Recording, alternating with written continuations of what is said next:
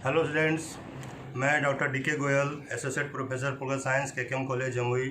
आज मैं BA part 1 honours राजनीतिक विज्ञान के प्रथम पत्र पॉलिटिकल थ्योरी एक महत्वपूर्ण पाठ पर आलेख प्रस्तुत करने जा रहा हूं, जिसका शीर्षक है प्रजातंत्र की सफलता के शर्तें।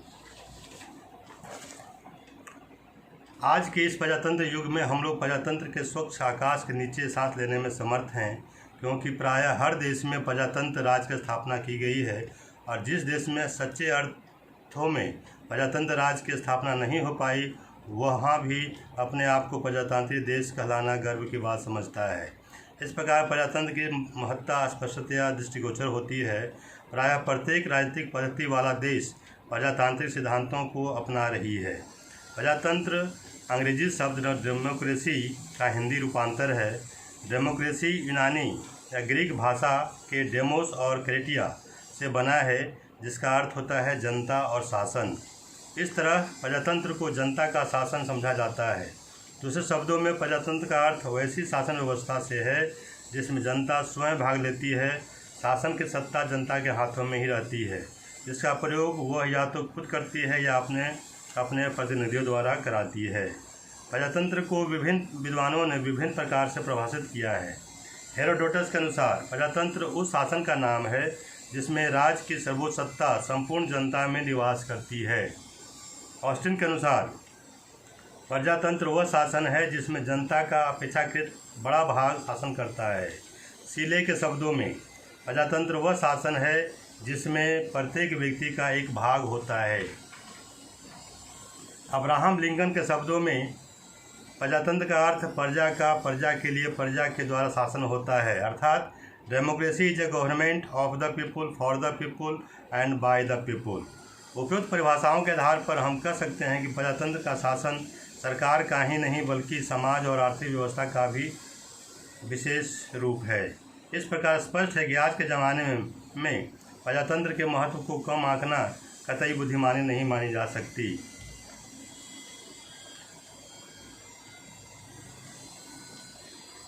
आवश्यक शर्तों की पूर्ति करके प्रजातंत्र की सफल बनाया जा सकता है, जो इस प्रकार है।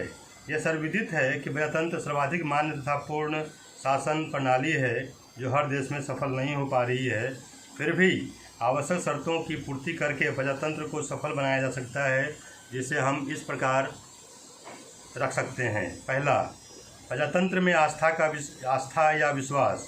प्रजातंत्र की सफलता के लिए यह आवश्यक है कि प्रजातांत्रिक व्यवस्था अथवा मान्यताओं में विश्वास हो और प्रजातंत्र की भावना को उसके प्रति आस्था हो, क्योंकि बिना इसके प्रजातंत्र को टिकने का सवाल ही पैदा नहीं होता। दूसरा, जनता की जागरूकता। प्रजातंत्र को सफल बनाने के लिए इस बात की आवश्यकता महसूस की जाती है कि जनता शिक्षित एवं जागरूक हो।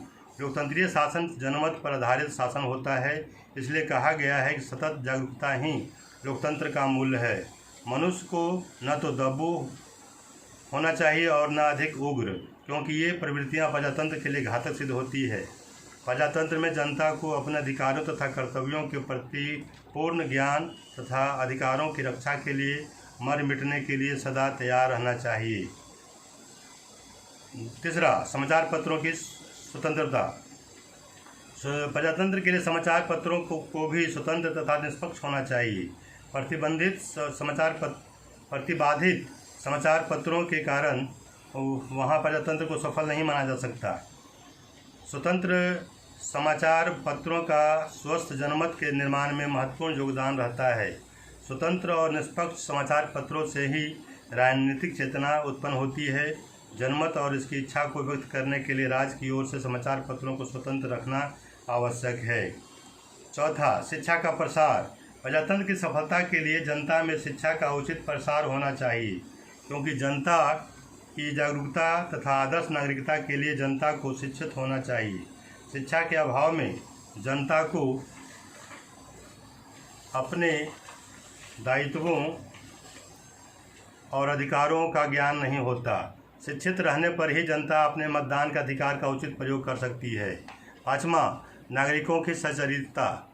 प्रजातंत्र की सफलता के लिए नागरिकों की सच्चरित्रता परम आवश्यक है। जनता को सुबुद्धि एवं सावधान होना चाहिए। जनता के कर्तव्य के पालन की क्षमता होनी चाहिए। उनमें ईमानदारी, सच्चाई, राजनीतिक जागृति, सार्वजनिक कानूनों के प्रति दिलचस्पी, उत्तरदायी की भावना आदि गुणों का विकास होना जरूरी है। छठा, राजनीतिक दल। प्रजातंत्र में राजनीतिक दलों का होना स्वाभाविक ही नहीं बल्कि आवश्यक भी है। राजनीतिक दल को प्रजातंत्र का प्राण कहा जाता है। देश में लगभग सभी व्यक्ति विभिन्न मतों वाले होते हैं, लेकिन उन सबको संगठित करने का काम राजनीतिक दल ही किया करते हैं। राजनीतिक दल के निर्माण तथा शासन की त्रुटियों को प्रकाश में लाकर शासन को स्वेच्छाचारी बनने से रोकते हैं। प्रजातंत्र में इसके महत्व को बताते हुए स्मिथ ने लिखा है कि राजनीतिक दल प्रजातंत्र के संदेशवाहक होते हैं। 7वां पॉइंट, आर्थिक और सामाजिक समानता। प्रजातंत्र समानता के स्वर्ण सिद्धांत पर आधारित होता है। यह प्रजातांत्रिक दर्शन का महत्वपूर्ण अंग है।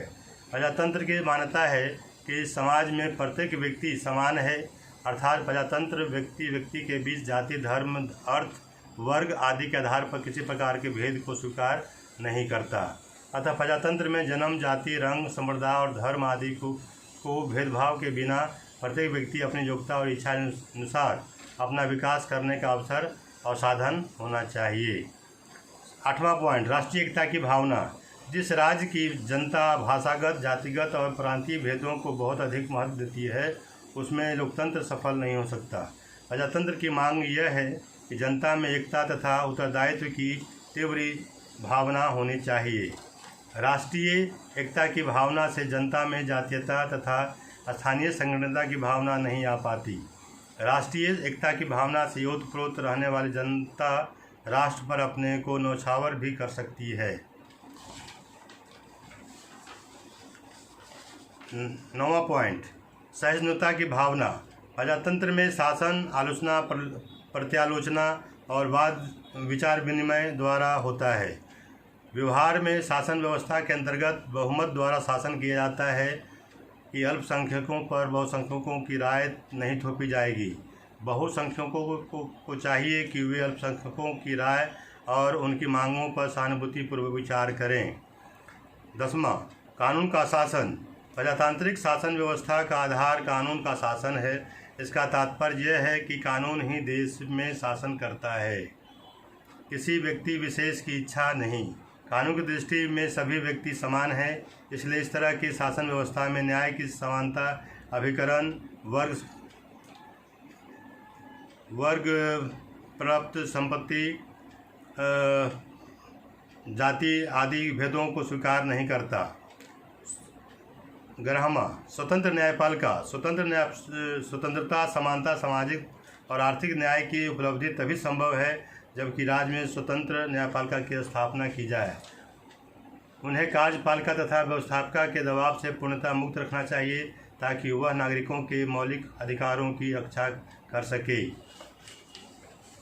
उपरोक्त प्रजातंत्र की सफलता की उपरोक्त आवश्यक शर्तों के विश्लेषण से उपरांत यह स्पष्ट हो जाता है कि प्रजातंत्र की सफलता उपरोक्त शर्तों की पूर्ति के बाद ही संभव है। वास्तव में ये सभी बातें जहाँ विद्यमान होती हैं वहीं सच्चे अर्थों में प्रजातंत्र फलता फूलता है। इस संबंध में लॉवेल ने लिखा है, यदि उपयुक्त बातें पूरी हो जाती हैं तो प्रचंड वायु के झोंके भी प्रजातंत्र की नींव नहीं हिला पाएंगे। यदि ये बातें पूरी नहीं होती हैं तो प्रजातंत्र की शक्तिशाली पांव कीचड़ में धंस जाएंगे। वास्तव में प्रजातंत्र क्रिया से स्वयं एवं सब अवस्थाएं पैदा होती है। वास्तव में प्रजातंत्र क्रिया से स्वयं सब अवस्थाएं पैदा होती है। इसलिए इन्हीं अवस्थाओं को प्राप्त करने से सबसे अच्छा उपाय है कि शासन को प्रजातांत्रिक बना दिया जाए। धन्यवाद।